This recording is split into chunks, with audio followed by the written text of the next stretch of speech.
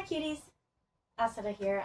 I'm checking in with you guys today to tell you about 25 completely random books that don't have anything to do with anything at all. They're just random books that I read last year. These aren't even necessarily recommendations. I will tell you one or two sentences about each book and I will let you know what I rated it. I don't entirely agree with everything that I rated when I rated them, so I might also mention if I thought it was really harsh or really generous. But yeah, here's 25 completely random books that I read last year. The first book is A Wizard's Guide to Defensive Baking by T. Kingfisher. This is a very cute book. It's a little bit cozy, even though it does have a little bit of high stakes. And I rated this one 4.25 stars. The next book is Arsenic and Adobo by Mila P. Manasala. I don't recommend this book. I didn't like it at all. I really disliked the protagonist, and I didn't really vibe with the writing style either. I gave that book 1.75 stars. The next book is The Cheesemaker's Daughter by Kristen Vukovic. This one takes place in Croatia. It's a little bit more literary than what I typically go for, but if there's a book that has anything to do with cheese, I am going to read it. I gave this one 3.5 stars. The next book is Tall Water by S.J. Sindhu. This is a really cool graphic novel. It takes place in Sri Lanka, and there are maybe a couple things you might want to check content warnings on for this one. I gave this one 4.5 stars. Next book is called Is a River Alive by Robert McFarlane. This is a nonfiction book about waterways, and it's written in a really philosophical and poetic style. I gave this one 4 stars. The next book is Lula Dean's Little Library of Banned Books. This is a really sweet book about a community in Georgia who are fighting book bans. I really like this one. I gave it 5 stars when I read it, but going back, I probably would have given it closer to 4.5 stars. But still really good. Next book is called This Book Made Me Think of You, and that one's by Libby Page. I've mentioned this one on Q's channel before.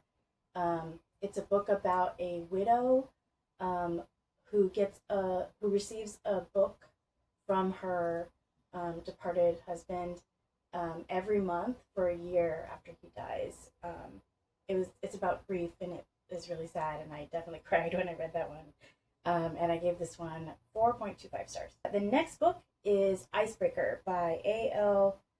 I'm gonna butcher this last name. It's by A.L. Razade.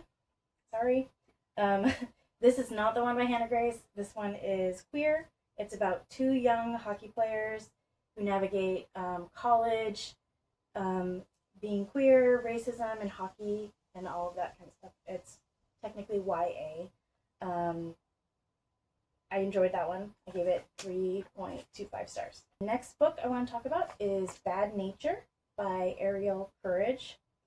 And I'm going to be honest with you guys, I don't really remember this book very well. It's about 2 characters who go on a road trip, and they're somewhat unlikable. I gave it 3 stars, which is a little bit generous, because I remember not liking it that much. It might be more of a 2.75 stars. The next book I want to talk about, actually I have this one with me, is Hex by Jenny Fagan. I really liked this. It's a novella about the Scottish witch trials in the mid-1800s, and I gave this one 5 stars. The next book is What Moves the Dead by T. Kingfisher.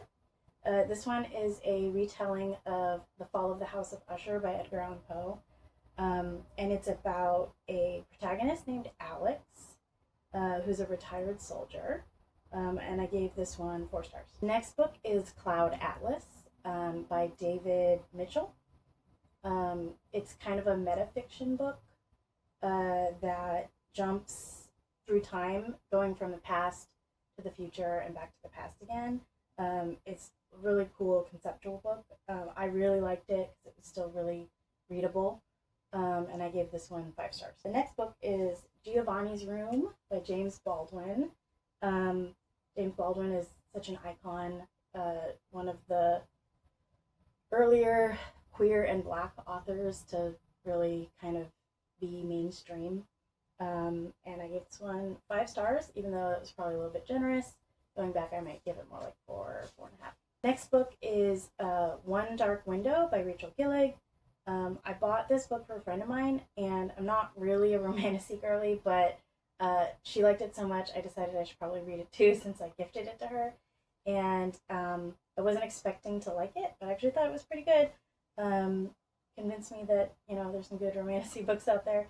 I gave this one 3.5 stars. Next book is actually not a single book, it's more like 6 or 7 books because it's a manga series. And this one is Orange by Ichigo Tanako.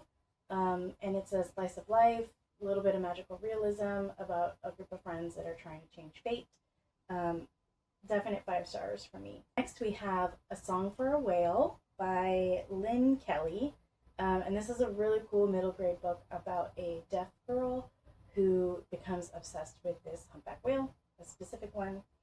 I really liked it. I gave it 4.25 stars. Next we have Hatchet by Gary Paulson. This is one of the top 10 books that was published in my birth year. It's also middle grade. It's about a boy who's trying to survive in the wilderness. And I gave this one 3.75 stars. We have Blackwood's Blue Sky. This one's by Eowyn Ivy. This is a Beauty and the Beast retelling. It takes place in Alaska. And I gave this one 4.5 stars. Next is the Tea Dragon Society. This is by Kay O'Neill, which is one of my favorite graphic novelists. This is just really cute and really sweet. When I rated this, I gave it 4.5 stars, but I think it really should be a 5-star. Next one is Always Raining Here. This one is by Hazel and Bell. This is a YA graphic novel about 2 queer teens who live in Vancouver. It's a little bit steamy for YA, not like explicit, but I really liked it. I gave this one, I gave this one 4.5 stars. Next one is Rabbit Moon, which is an arc that I got by Jennifer Haig. This one, again, I don't really remember it that well. I remember thinking it was okay. It takes place in China. I think mostly I was just really enticed by the cover and the title. And it was more really not my cup of tea, but I did give it 3.5 stars, probably because it was an arc and I knew the author was going to see the review, so I was a little bit generous with that one. Next is Trust of the Emerald Sea by Brandon Sanderson. Love Brandon Sanderson. I think my favorite book series by him is actually the Mistborn Era 2 with Wax and Wayne, because Wayne is probably one of my favorite book characters ever. But this book is a really good intro to Brandon Sanderson. Next book is Foul Days by another complicated name. This is Foul Days by Genoveva Dimova. This is a really dark, it's a kind of a dark fantasy, but it's got like sort of hints of coziness, just very slightly, while still seeming kind of grim. I'd say like if this book was a Pokemon, I would say this is Puchena. And I gave this 4 stars. The next book is called Accessing the Future, and this is by an anthology of authors. The main editors, I guess, on this one is Alan and Al Ayad. Sorry if I'm butchering that. This is an anthology of sci-fi stories about disability, and it's got a whole range of disabilities featured, styles of writing. Some of the stories are way more hopeful, some of them are a little bit more grim, and there's a also a really wide range of people embracing their disabilities or futuristic types of accessibility and things like that.